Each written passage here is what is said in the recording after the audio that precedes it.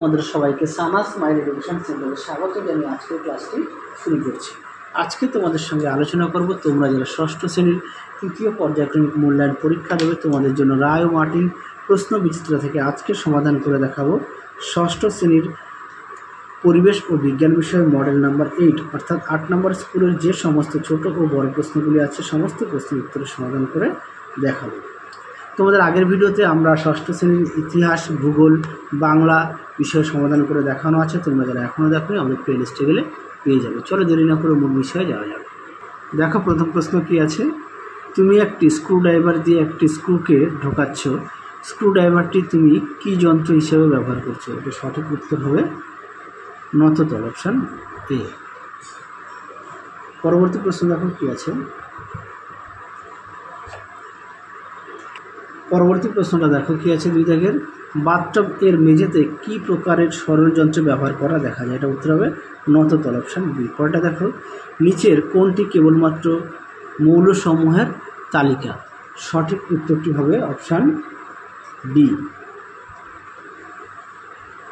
পরবর্তী দেখো 4 দাগ, 4 দাগের প্রশ্নের প্রশ্নটা একটু দেখে নাও।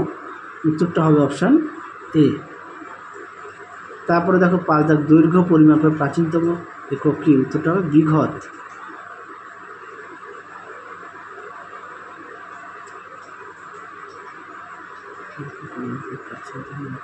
না, এটা হাত হবে। হ্যাঁ, এটা হাত হবে। পরবর্তী দেখো 6 দাগ, 6 দাগের প্রশ্নের উত্তরটা হবে 1 সেকেন্ড। তারপরে দেখো 7 দাগ, 7 দাগের প্রশ্নের উত্তরটা হবে ভর, অপশান এ। তারপর দেখো 8 দাগ, 8 দাগের প্রশ্নের উত্তরটা হবে ঘর্ষণ বল। চলো তারপর সত্য মিথ্যাগুলো দেখো। 1 দাগের প্রশ্নের উত্তরটা হবে মিথ্যা, 2 দাগেরটা হবে সত্য, 3 দাগেরটা হবে মিথ্যা, 4 দাগেরটা হবে মিথ্যা, 5 দাগেরটা হবে মিথ্যা, 6 দাগেরটা হবে সত্য, 7 দাগেরটা হবে মিথ্যা, 8 দাগেরটা হবে সত্য। পরবর্তী প্রশ্ন দেখো শূন্যস্থানের পূরণ কী আছে। 1 দাগে আছে হিরে উজ্জ্বল ও অত্যন্ত শক্ত অধাতু হওয়া সত্ত্বেও তাপের কুপরিবাহী। তারপরটা দেখো 2 দাগে হবে S8। 3 দাগের প্রশ্নের উত্তরটা হবে অনুমানের। তারপরে দেখো 4 দাগ কী বলেছে, এটা সঠিক উত্তর ডিজিটাল ও আছে 0.01 সেকেন্ড পর্যন্ত সময় মাপতে পারে। তারপরে দেখো 5 দাগ কী বলেছে, রেলগাড়ির কামরার জানালার শাটার নামানোর সময় টানা বল প্রয়োগ করতে হয়। তারপরে দেখো 6 দাগ কী আছে, গাছের সবুজ পাতার খাদ্য তৈরির সময় সৌরশক্তি রূপান্তরিত হয় রাসায়নিক শক্তিতে। তারপরে দেখো 7 দাগ কী আছে, উত্তরটা হবে 12। তারপরে 8 দাগ কী আছে, পাউরুটি কাটার ছুরি 3য় শ্রেণীর লিভার হিসেবে কাজ করে। চলো পরবর্তী প্রশ্ন দেখো কী আছে, 4-এর 1 লিন্ডেম্যানের 10% সূত্র। এই প্রশ্নটা তোমাদের 7 নম্বর মডেল সেটে উত্তরটা দেখিয়ে দিয়েছি, একটু দেখে নিও। পরেরটা দেখো একটি সর্বভোগ প্রাণীর নাম লেখো, উত্তরটা হবে মানুষ। পরবর্তী দেখো 2 দাগের প্রশ্নের উত্তরটা দেখো, আমি তোমাদের খাতায় লিখে দিয়েছি, দেখে নাও, আমি সমাধান করে দিয়েছি। পরবর্তী দেখো 3 দাগ, কোন সরল যন্ত্রের ক্ষেত্রে বল প্রয়োগের অভিমুখ আর বাধা বা ভারের অভিমুখ পরস্পরের বিপরীত? উত্তরটা হবে কপিকল। পরেরটা দেখো এই সরল যন্ত্রের একটি ব্যবহার লেখো, উত্তরটা হবে কুয়ো থেকে জল তোলা। পরবর্তী দেখো 4 দাগের প্রশ্নটা দেখে নাও, উত্তরটা তোমাদের দেখিয়ে দিই। 4 দাগের প্রশ্নটা দেখো, উত্তরটা দেখে নাও, এখান থেকে এই করবে। পরবর্তী প্রশ্ন কী আছে, 5 দাগ কী বলেছে, ক্রোমিয়াম ও ক্লোরিনের চিহ্ন লেখো, উত্তরটা দেখে নাও। ক্রোমিয়াম হচ্ছে Cr আর হচ্ছে ক্লোরিন হচ্ছে Cl। পরেরটা দেখো কী বলেছে, স্পর্শ ছাড়াই ক্রিয়া করে এমন একটি বলের উদাহরণ দাও। এটা উত্তর হবে ওজন। তারপরে দেখো SI-তে বলের একক, উত্তরটা হবে নিউটন। আচ্ছা, পরেরটা দেখো একটি সরল ও একটি জটিল যন্ত্র। সরল যন্ত্রের নাম হচ্ছে শাবল আর জটিল যন্ত্র হচ্ছে সেলাই মেশিন লিখবে। তারপরে দেখে নাও 8 দাগের প্রশ্নের উত্তরটা দেখো, তোমাদের দেখিয়ে দিই, দেখে নাও। পরবর্তী প্রশ্ন দেখো কি আছে। চলো এবার আমরা লাইফ সায়েন্সের সমাধানগুলো করব। একে আছে কি, ভারতীয় পাখিদের আচরণ নিয়ে লিখেছেন? সঠিক উত্তর হবে সালিম আলী, অপশান এ। পরেরটা দেখো, কোনটি বিষধর সাপ নয়? এর মধ্যে হচ্ছে জলঢরা, অপশান বি। পরেরটা দেখো, মাটিতে লম্বা করে খাঁজ কেটে বাসা বানায়? সঠিক উত্তর হবে তেলাপিয়া মাছ। পরেরটা দেখো, কোনটি বজ্র পদার্থের বৈশিষ্ট্য? নয়। সঠিক উত্তর হবে দুর্গন্ধযুক্ত হয়। আচ্ছা, পরটা দেখো, প্রদত্ত কোনটি আর্থ্রোপোড পর্বভুক্ত? সঠিক উত্তর হবে মাকড়সা, অপশান সি। পরবর্তী প্রশ্ন দেখো, 6 দাগের ব্যাকটেরিয়া যে রাজ্যের অন্তর্গত সেটি হলো মনেরা, অপশান এ।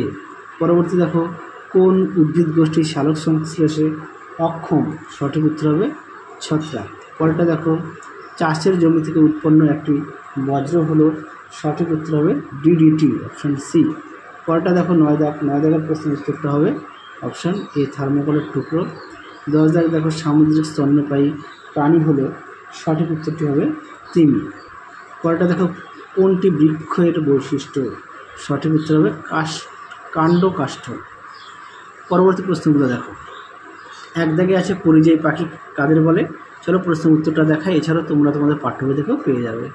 দেখে নাও পরিযায়ী পাখি, তোমরা এখান থেকে এই পর্যন্ত উত্তরটা লিখো। উদাহরণ দেওয়া আছে বুনো হাঁস, খঞ্জনা, কাজল পাখি। পরবর্তী দেখো, বাংলার কীটপতঙ্গ বইটির লেখককে? উত্তরটা হচ্ছে গোপালচন্দ্র ভট্টাচার্য। পরটা দেখো, বাড়িতে উৎপন্ন একটি জৈব ভঙ্গুর উদাহরণ হচ্ছে ফলের খোসা, আর হচ্ছে একটি জৈব ভঙ্গুর হচ্ছে কাচের টুকরো। হচ্ছে ভঙ্গুর আর হচ্ছে অভঙ্গুর। হ্যাঁ, শূন্যস্থান দেখো কি আছে, একটি বৈশিষ্ট্যযুক্ত জীবকে প্রজাতি বলে। 5 দাগ দেখো কী হবে, এটা উত্তর হবে ব্যক্তিবিধি, তারপরটা হবে তারা মাছ, আর এটা হবে ভুল। তারপরে বিবৃতি দেখো, এটা উত্তর হবে আচরণবিদ্যা। হ্যাঁ, ট্যাক্সোনমি হবে না, এটা উত্তর হবে আচরণবিদ্যা বলে। পরবর্তী দেখো 3 দাগের কী আছে, 3 দেখে জৈব ভঙ্গুর ও জৈব অভঙ্গুর বর্জ্য পদার্থের পার্থক্য লেখো। দেখো প্রশ্নের উত্তরটি,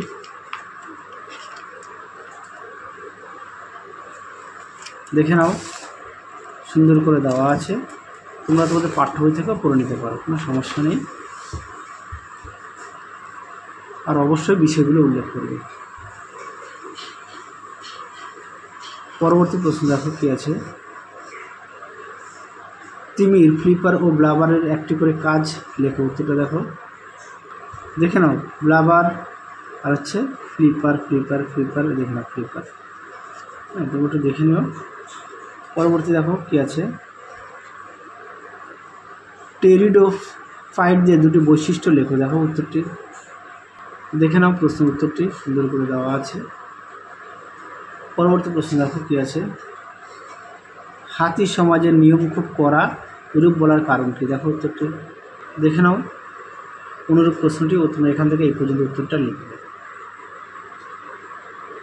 পরবর্তী প্রশ্ন দেখো, মোটোপড কি? দেখো উত্তরটি, দেখে নাও প্রশ্নটির উত্তরটা, এখান থেকে তোমরা এফজি লিখবে। পরবর্তী প্রশ্ন দেখো, এবার আমরা দেখব 4 দাগের কী আছে, বজ্র ব্যবস্থার ফোরার পদ্ধতি বর্ণনা করো। এই প্রশ্নটাও তোমাদের 7 নম্বর মডেল সেটে দেখানো আছে, দেখে নিই উত্তরটি। কয়টা দেখো, বিজ্ঞানসম্মত নাম দেওয়ার প্রয়োজনীয়তা কী? উত্তরটা দেখো, দেখে নাও প্রশ্নের উত্তরটি, তোমরা এখান থেকে এই পর্যন্ত লিখবে। পরবর্তী প্রশ্ন দেখো,